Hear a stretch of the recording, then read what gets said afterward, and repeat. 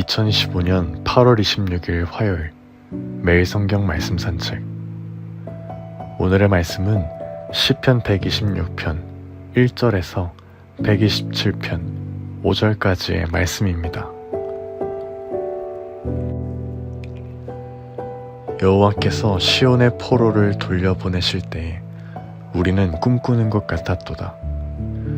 그때 우리 입에는 웃음이 가득하고 우리 혀에는 찬양이 찼었도다. 그때 문 나락 가운데에서 말하기를 여호와께서 그들을 위하여 큰 일을 행하셨다 하셨도다. 여호와께서 우리를 위하여 큰 일을 행하셨으니 우리는 기쁘도다. 여호와여, 우리의 포로를 남방 시내들 같이 돌려보내소서. 눈물을 흘리며 씨를 뿌리는 자는 기쁨으로 거두리로다.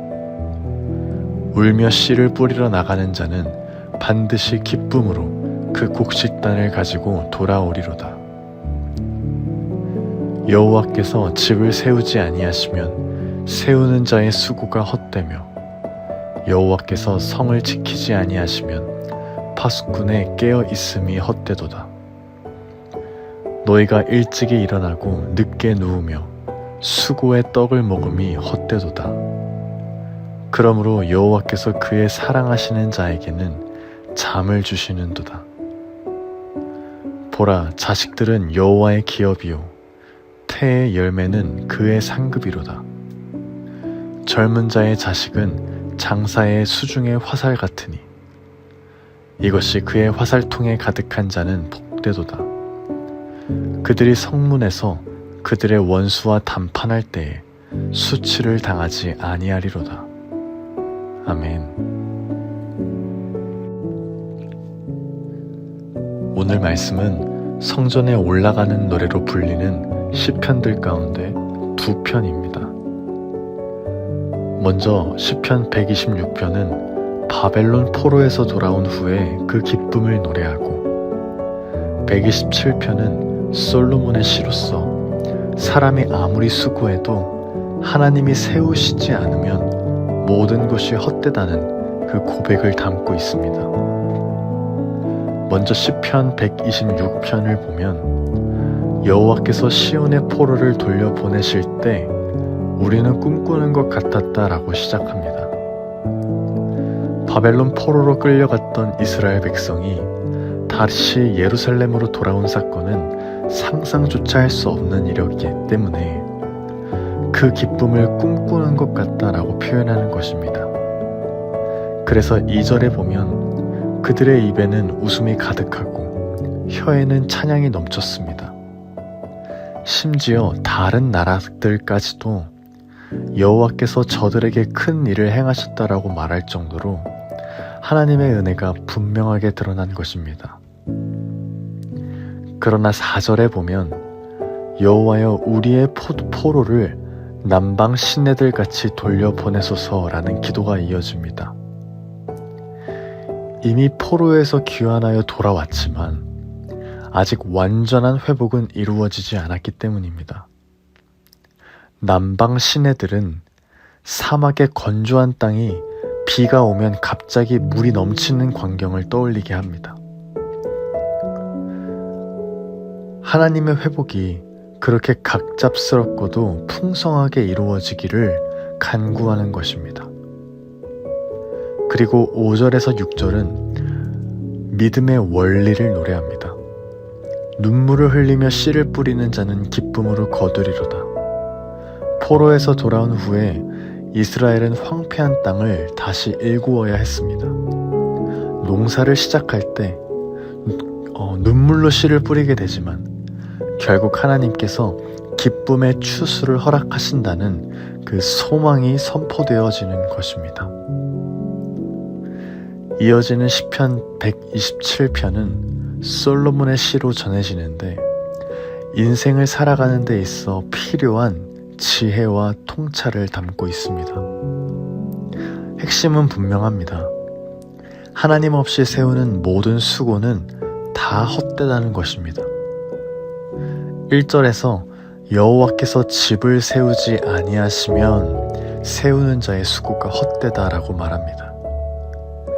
아무리 큰 집과 성벽을 세워도 하나님께서 함께 하시지 않으면 무너지고 만다는 것입니다. 2절에서는 인간이 아무리 일찍 일어나고 늦게 눕고 땀 흘려 수고해도 결국 헛되다고 말합니다. 오히려 하나님은 그 사랑하시는 자에게 평안한 쉼, 곧 잠을 주신다고 말씀하십니다. 여기서 이 잠이라는 것은 곧 하나님을 신뢰할 때 주어지는 평안과 안식을 가리킵니다. 3절 이후는 자녀에 대한 고백입니다. 그 당시 사회에서 자녀는 가문의 힘과 공동체의 번영을 상징했습니다. 그러나 시편 기자는 이 자녀를 단순히 사회적인 힘으로 보지 않고 여호와의 기업, 곧 하나님이 주신 선물로 고백합니다. 자녀는 부모의 자랑이 아니라 하나님이 맡기신 복이라는 것입니다. 그리고 자녀가 많아서 화살통에 가득 찬 사람은 복되며 성문에서 원수와 맞서 싸울 때에도 두려움이 없다고 노래합니다. 정리하면 시편 126편은 과거의 구원과 미래의 회복에 대한 찬양과 간구를 담고 있고, 시편 127편은 그 회복과 복이 철저히 하나님께 달려있음을 선포합니다. 즉 구원과 회복 그리고 삶의 번영은 모두 하나님의 은혜로만 가능하다는 것을 고백하는 말씀입니다. 여기까지가 오늘의 말씀입니다. 오늘 말씀을 통해 무엇을 묵상하시나요?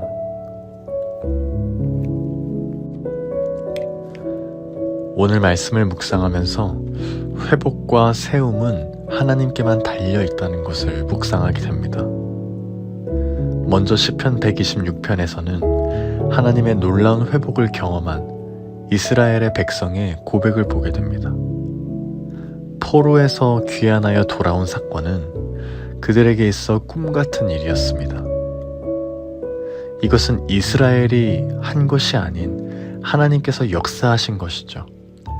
그래서 그들의 입에는 웃음이 가득했고 찬양이 넘쳤다고 기록되어져 있습니다.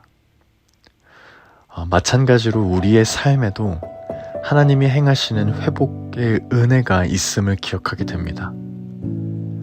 우리도 각자가 경험하였듯이 붙잡혀 있었던 죄와 절망에서 그리스도를 통해 자유케 된 그 회복의 사건이 있기 때문입니다.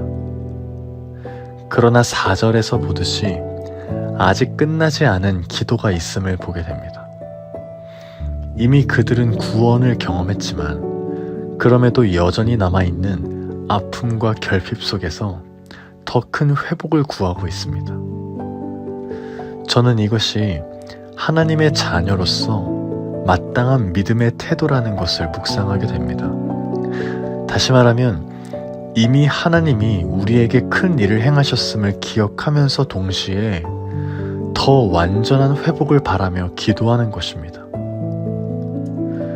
우리도 마찬가지로 예수님 안에서 구원을 받았지만 여전히 이 땅 가운데에서 고난을 겪고 주님을 더 간절히 찾고 주님을 더 간절히 구하고 있지 않습니까? 그런 우리에게 오늘 말씀은 분명히 약속하고 있음을 보게 됩니다. 눈물을 흘리며 씨를 뿌리는 자는 기쁨으로 거두리로다. 우리의 눈물이 헛되지 않고 반드시 기쁨으로 바뀔 날이 온다는 것입니다. 저는 이것이 우리의 성도의 노래가 되기를 간절히 소망합니다. 이어지는 시편 127편은 그 회복이 어디에서 완성되는지를 알려줍니다. 이 회복은 사람의 힘이나 계획이 아닌 오직 하나님께 있음을 알려줍니다. 이번 주일의 말씀과 같이 어쩌면 우리는 우리에게 있어 더 중요한 것보다 덜 중요한 것을 위해 치열하고 바쁘게 살아가고 있지는 않은지 점검해 보아야 합니다. 말씀에서는 스스로 집을 세우고 성을 지키려 애쓸지라도 그것을 하나님이 세우시지 않으시면 결국 헛수고가 되고 만다는 것을 말씀해 주시기 때문입니다. 그러나 여호와를 신뢰하며 동행하는 자에게는 쉼과 안식이 주어질 것입니다. 그 사랑하시는 자에게 잠을 주신다라는 이 말씀처럼 오직 하나님의 품 안에서만 참된 평안이 있습니다. 그리고 3절 이하에서는 자녀를 언급하게 되는데 말씀에서는 이 자녀를 사람의 성취나 자랑할 만한 것이 아닌 하나님께서 주시는 기업으로서 고백합니다. 다시 말하면 하나님께서 우리에게 주시는 자녀는 우리의 것이 아닌 하나님께서 우리에게 맡기신 선물이라는 것입니다. 결국에 이것을 통해 가정과 공동체의 미래도 사람의 힘이 아닌 오직 하나님의 은혜로 세워진다는 것을 보게 됩니다. 그러므로 오늘 말씀은 우리 공동체에게도 분명하게 주시는 도전이 있습니다.